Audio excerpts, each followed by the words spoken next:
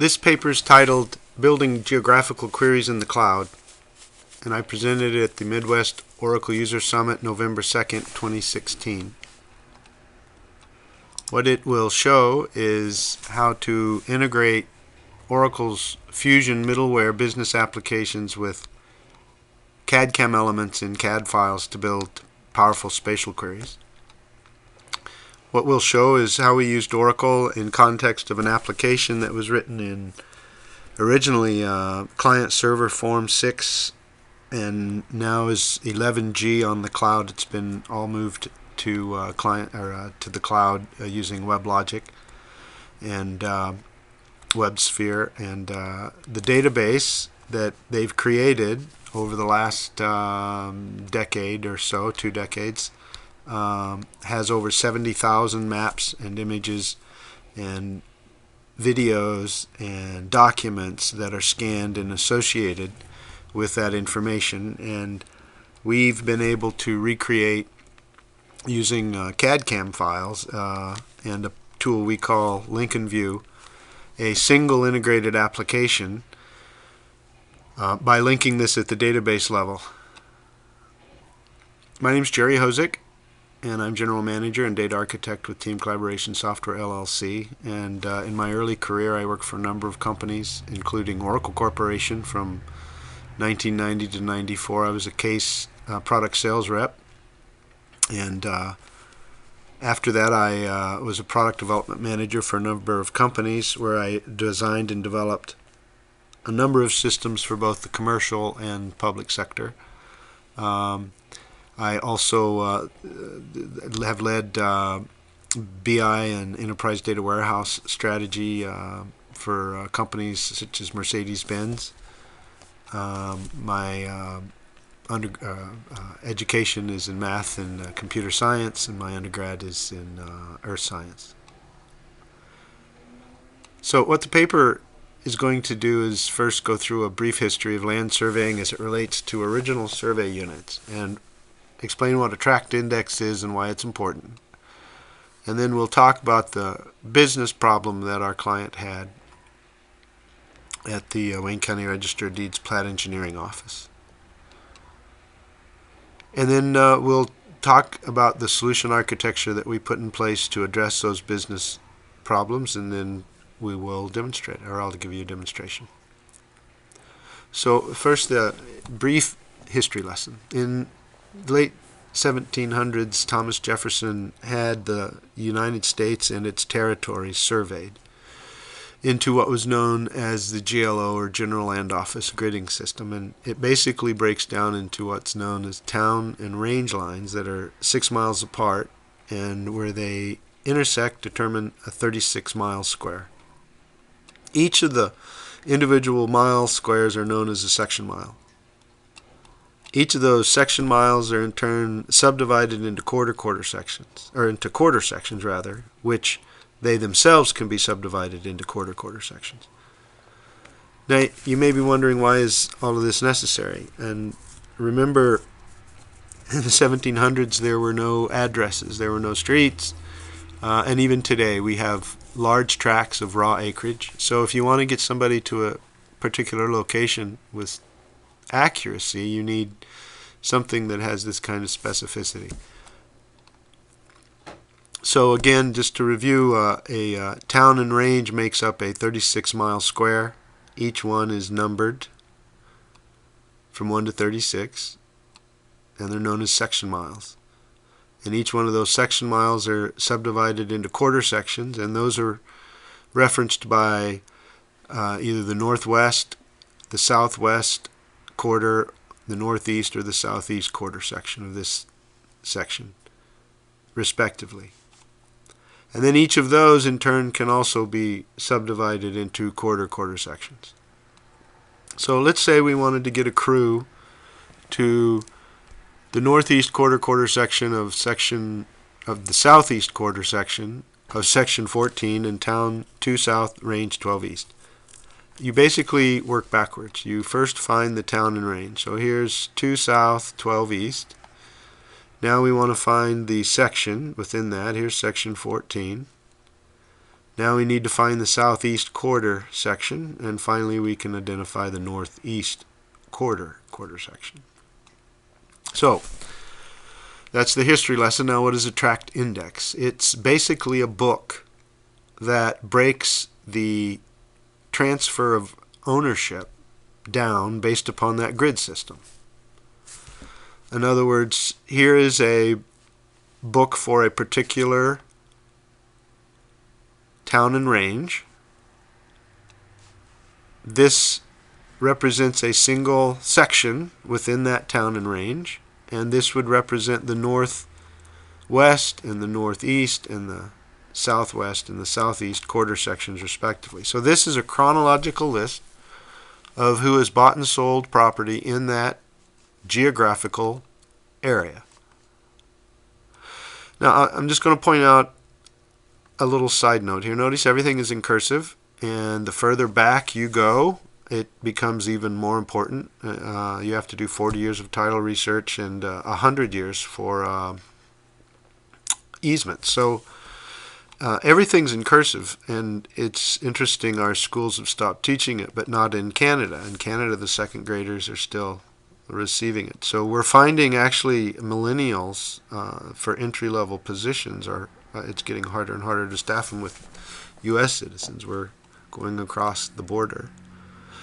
Anyway, here is a map from the 1800s that shows this nice patchwork of General Land Office, and then as you get closer to the river, it stops, and you have these weird long strip and this big oddly shaped polygons.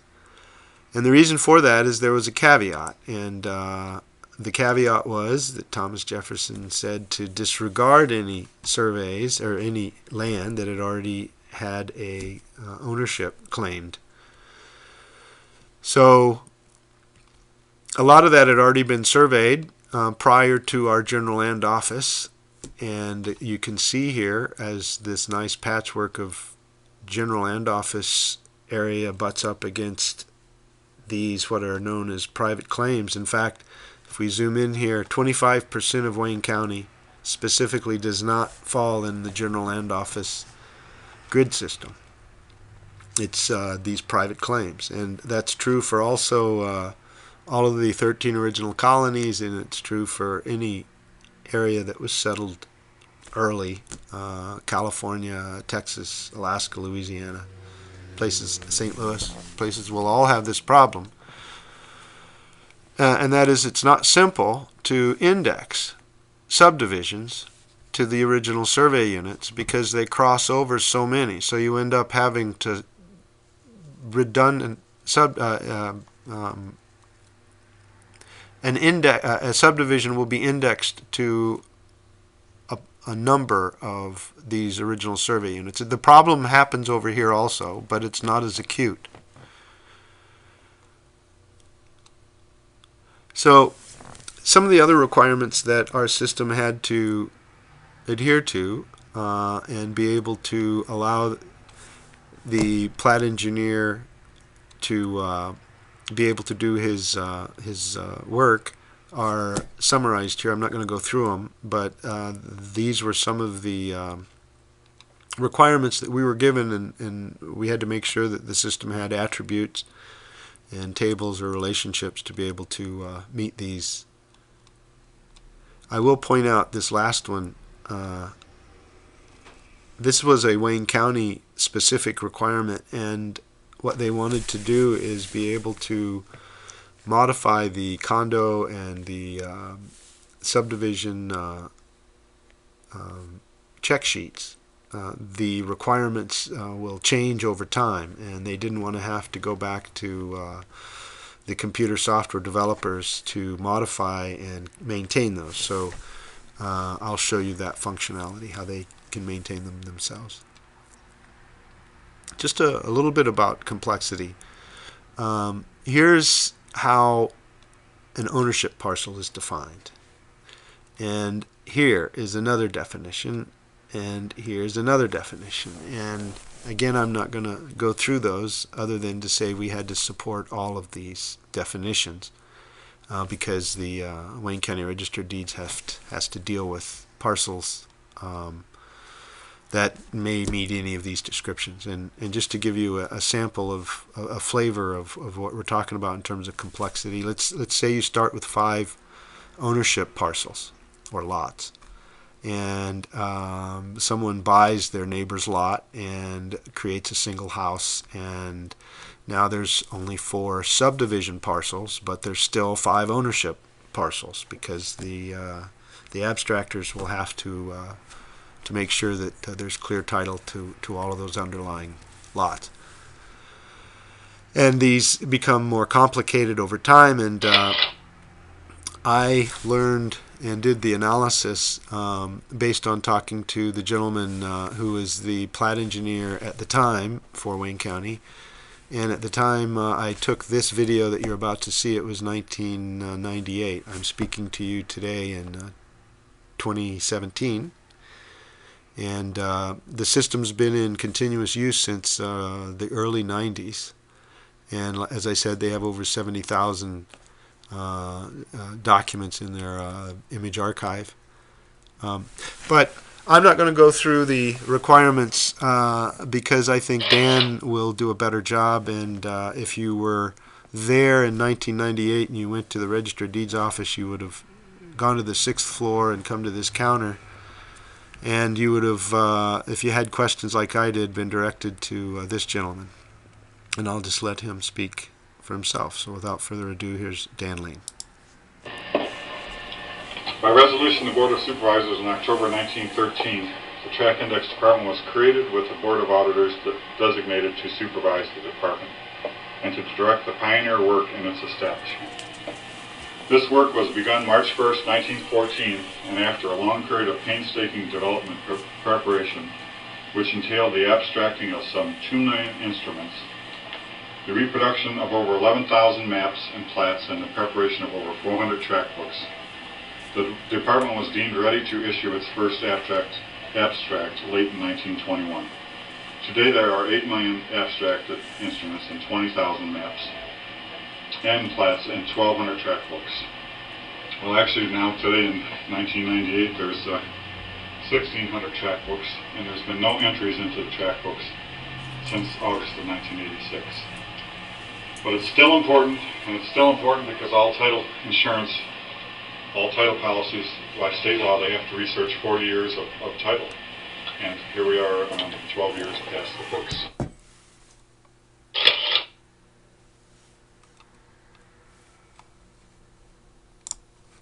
All the track books are based on the original surveys. And another way of saying original survey is the very first survey. Every deed description to this date, no matter what the municipality, is based on its original survey unit, whether it's town, range, section, or whether it's in a private claim or some of the other original surveys. What this book shows is an evolution of political boundaries, the different township names in the different cities that change through time. But what doesn't change are those original survey units. So when you come in here to search your ownership, who owns, when you come here, you're coming to find out who owns what parcel. You may have an address or a tax description. So if you come in here and you're, say you're coming from the city of Detroit, we have a very good address card file.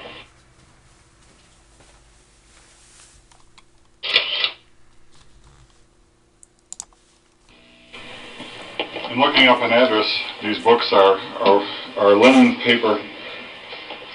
We got them from Detroit Edison years ago. And what they've done on these books, they have what they call a site address. Up alongside the lots are a range of addresses that really show a scale. That's what a site is. It's not actually the mailing address, but it does show you where the range of addresses are.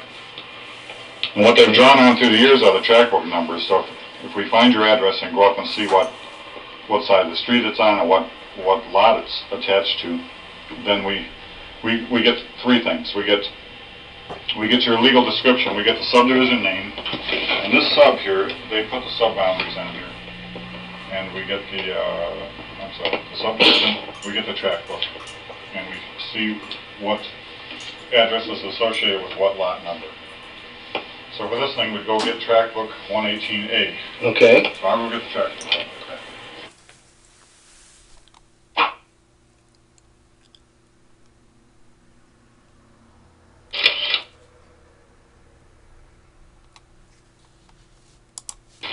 The books are falling apart, but what we have accomplished is we've had all the pages microfilmed and imaged. And this is the first page. This is the index page. And if you look up at the top, it tells that this is for Section 12 in Greenfield Township. Okay.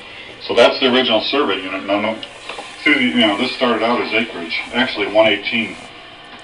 I should get book 118 because here's where they started the subdivisions. Book 118 would show the raw land in acreage. And then as they started subdividing Section 118, they would have book 118A, book 118B. Okay. And they would add, so that's the indexing. What I had them do is to index every page. So this is 118A index. It lists the subdivisions that are in this tract book. Hence there's the link from our sub-index of the tract book. And then every page, and there's tabs, every page is listed, is on the microfilm. It'll show 118A-26, so that's tab 26. Here's page 1. And this shows a grantor. It tells you here at the top the caption of the subdivision. This happens to be Jerome Park, part of the southeast quarter of Section 12, etc., etc. It gives the library page of the plat. And the range of lots. So this is in block, here's a block number. This is in block 16, lot 1 to 10. And on the first page, Robert Hull and Fanny, his wife, conveyed through a deed to Herbert Brown, a trustee, for $20,000 on June 6, 1894, which was recorded on June 8, 1894, lots 1, 2, and 3 et al. Et al. Means that there were more properties on this deed. I think because this section showed lots 1 to 10, they may have been lots 11, 12. We'd have to pull the deed to see it. But the library page of that instrument is 450, library 450, page 290. This is a chronological listing of, of these lots 1 to 10. So if you look through here, you could find where Herbert Bowen transferred it, which is not far down the list here. Here's where he transferred it, just 3 things down, in July of 1894. He sold off lots 2 and 3 to Robert Hull. So you can trace, the abstract was like this, they could trace the ownership all the way up until 1986. And what happened in 1986? 86, we went on the mainframe computer system.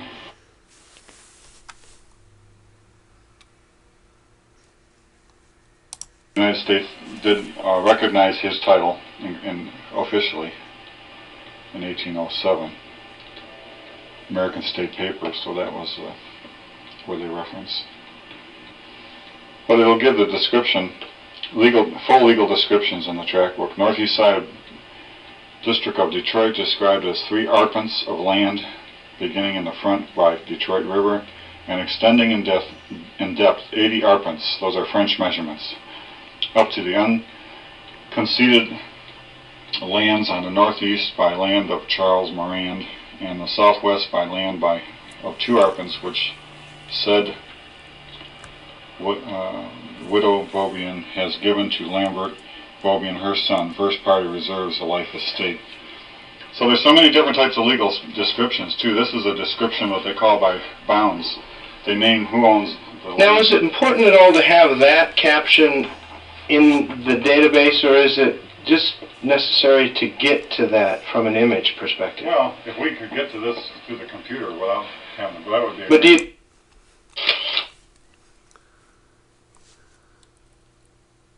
The subdivisions are real easy. That they're library page, and, in small communities that's true, but not in Wayne County. In 200 years, there were different areas that they recorded plats. Here's some of the private plats they call Volume B private plats. Private plats means that they were, some of these were drawings and surveys. Some were significant, most were significant that they, That's right.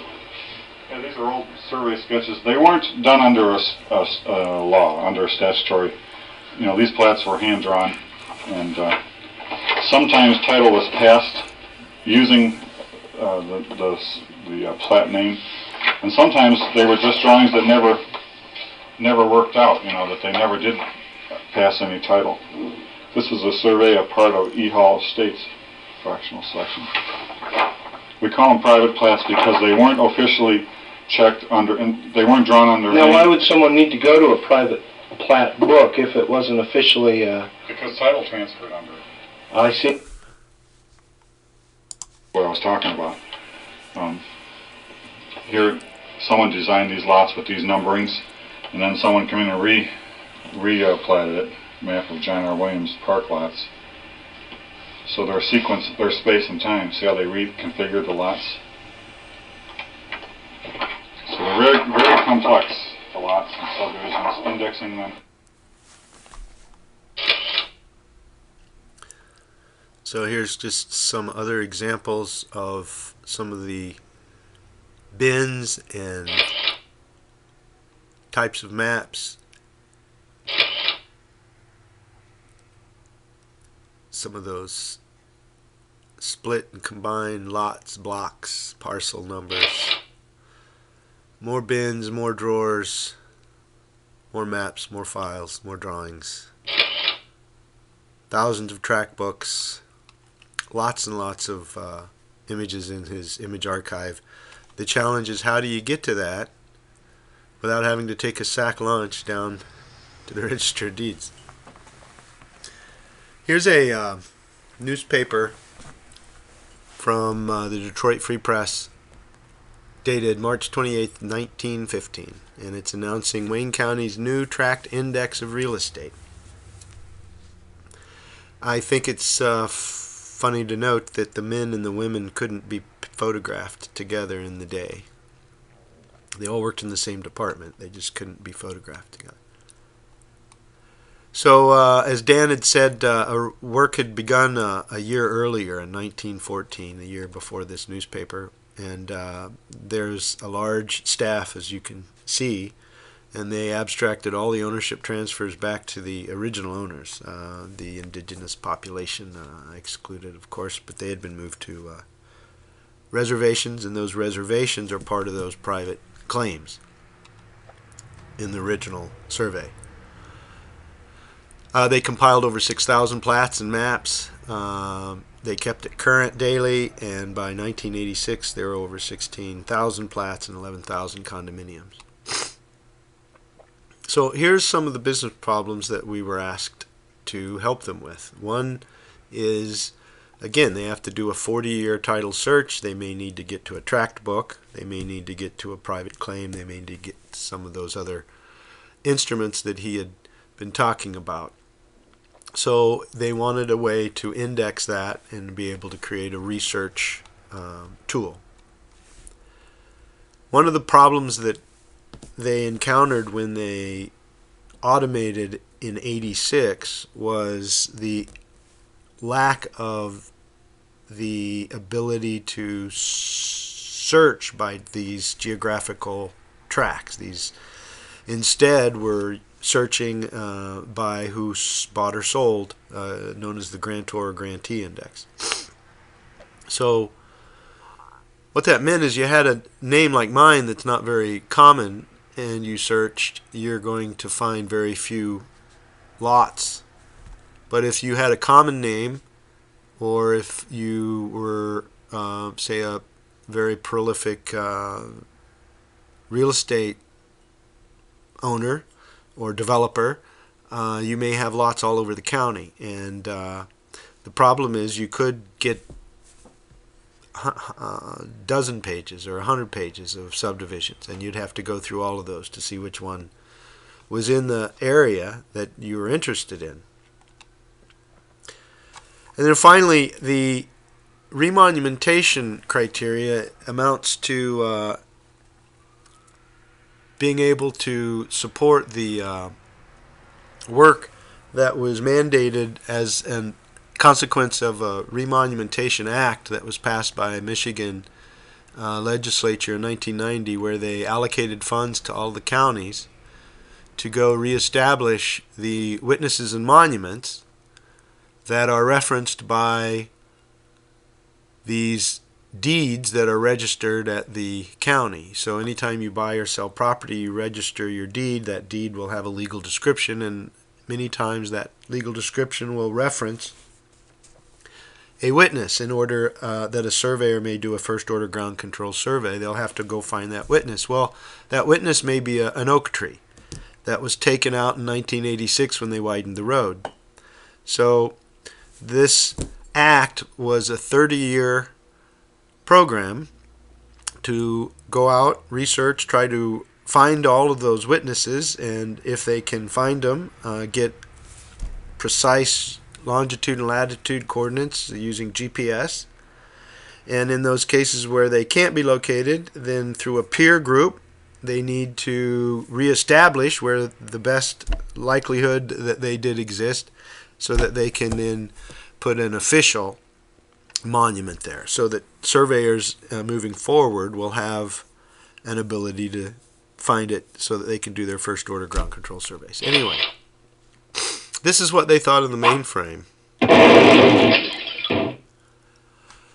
Okay, so the remonumentation program requirements, as I said, we wanted to provide them easy access to all of this information. They wanted to be able to track the corners through the remonumentation process. Here's an example of a granite marker that was found in the middle of a street, about 3 or 4 feet down, or about a foot down. It says here for sure, I can't tell. They wanted that project condo survey check sheet functionality that I talked about earlier. And all of this had to be represented in very specific state plane projection and state plane coordinate system. It had to be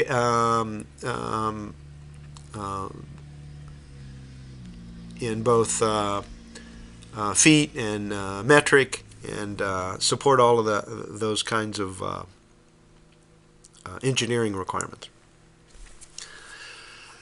In addition, there's a bit of an expert system component that evolved, and that was earlier when I said this problem of indexing subdivisions across multiple original survey units. For example, you might have a single lot of a subdivision that's in 2 or more town and ranges. Well, you end up having to index that entire subdivision to all of those, where it would be a lot more convenient if you moved the line just a little bit. You could contain it. So what we also encountered is you have this whole other issue of private claims over here. So we decided to come up with an overlay that would mask all of this complexity, so you don't have to worry about whether you're in an original survey, GLO or private claim, or 10,000 acre tract, or military tract, or a reservation. So we developed what we just call map sectors. And notice that these lines don't necessarily follow nice, true original survey unit lines. And that's because we at the time and over the decades, we worked with the staff. They at one point had over 15 full-time professional surveyors working.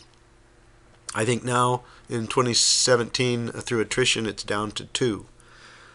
But there's a lot of information that has been captured through the years, and what they did was they tried to mitigate the multiple indexing. So if you had a subdivision and you could move that line and therefore wholly index that subdivision within that map sector, again, we didn't avoid it entirely, but we mitigated it a good deal. And again, you can see that these lines are nice and straight, and these aren't nearly as and they behave entirely different over here. So here's just an example of some more of the complexity that we had to be able to deliver. The map sector masks this general geo-township area, which is in black, and the municipality, which is in red. Here's an example of Hamtramck contained within Detroit. And then in blue are the general land office, and in green are the private claims, 10,000 acre tract. So again, just an overview of some of the functionality that they wanted us to support as it related to the remonumentation program. There was obviously 30 years, they're not going to get all the corners done in a single year, so they wanted to be able to track which corners were being worked on in a particular grant year. They wanted to know, and we set it up so that they can just put a date into the database, and when they open up the map, we will automatically change the symbology based upon information in the database. So here you can just at a glance tell that this has been researched, it's been peer approved, the monument's been set, and it's complete. One final bit of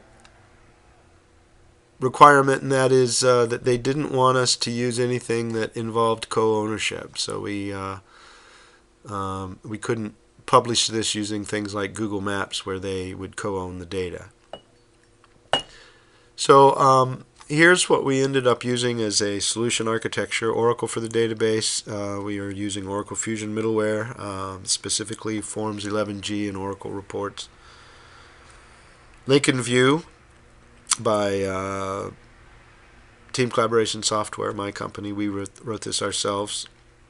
And Myriad is a product from our customer. They requested that. They deal with so many different file formats, and in their experience, this particular tool allows them to open up some 300 or some different file formats for viewing. So we've integrated that in so that they don't have to, it's seamlessly integrated. Basically, they hit a button, they can open up the forms in Myriad or check them out to the file system. And then we're using a MicroStation for the file format.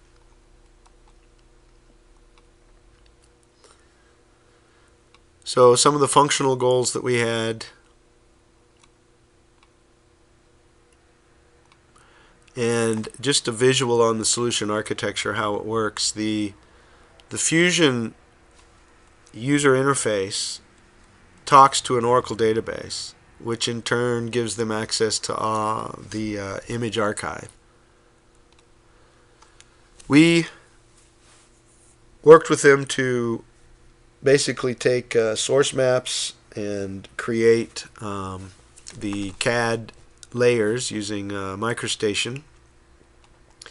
And then using Lincoln View, we can specify which tables and which features in the CAD file are related, and therefore individually link the elements within each CAD file with its row in the individual table. And once you do that, behind the scenes, it gives you the ability to call these maps from this environment or call this environment from these maps.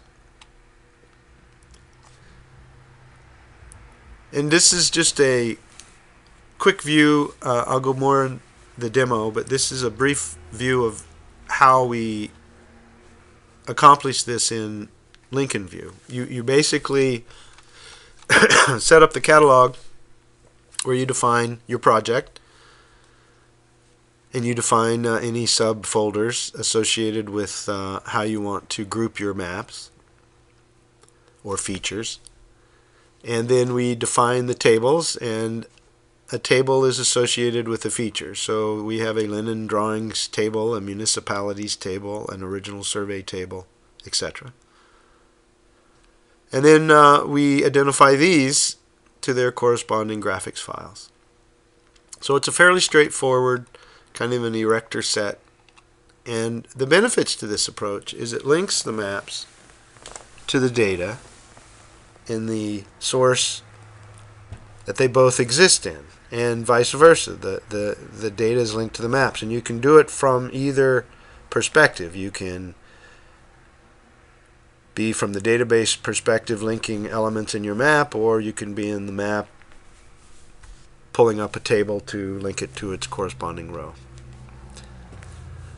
And that lets you play the data where it lies. You don't have to convert it into some second or third party tool to be able to get this kind of functionality.